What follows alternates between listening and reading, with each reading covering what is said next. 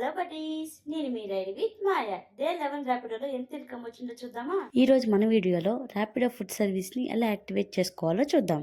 First మనం Rapido captain app ని on చేయాలి. యాప్ లో మనకి 3 డాట్స్ కనిపిస్తున్నాయి కదండి, దాని మీద క్లిక్ చేశారంటే ఇక్కడ మనకి సర్వీస్ మేనేజర్ అనే ఆప్షన్ ఉంది కదండి, ఆ ఆప్షన్ ని క్లిక్ చేయాలి. క్లిక్ చేశాక మనకి యాప్ ఇంటర్ఫేస్ ఇలా కనిపిస్తుందండి. ఇందులో మనకి ఫుడ్ డెలివరీ వాచ్ వీడియో అనే ఆప్షన్ ఉంది కదండి, ఆ ఆప్షన్ ని క్లిక్ చేయాలి. క్లిక్ చేసి నెక్స్ట్ పేజ్లో 150 రూపీస్ అమౌంట్ పే చేయాలండి.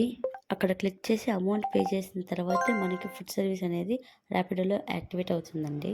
నేను ఆల్రెడీ ఫుడ్ సర్వీస్ని యాక్టివేట్ చేశానండి, ప్రజెంట్ పోస్ట్ చేసి పెట్టాను. ఇప్పుడు ఆన్ చేస్తాను, చూద్దాం మనకి రైట్స్ ఎలా వస్తాయో.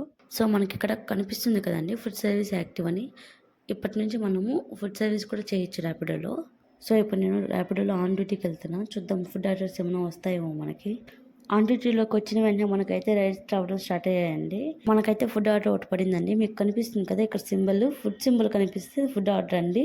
మనకి ఈ ఆర్డర్స్ ర్యాపిడోలో స్విగ్గీ జొమాటో నుంచి కూడా పడతాయండి. ఈ ఫుడ్ ఆర్డర్స్ని ఎలా కంప్లీట్ చేయాలి, ఎలా యాక్సెప్ట్ చేయాలి అనే ట్రైనింగ్ వీడియో కూడా ర్యాపిడో వాళ్ళు ప్రొవైడ్ చేస్తున్నారండి. ఎవరికైనా ఇంట్రెస్ట్ ఉంటే ఆ వీడియోని ఒకసారి చూడండి. ఈ వీడియో మీద మీ ఒపీనియన్ ఏంటో కమెంట్ చేయండి.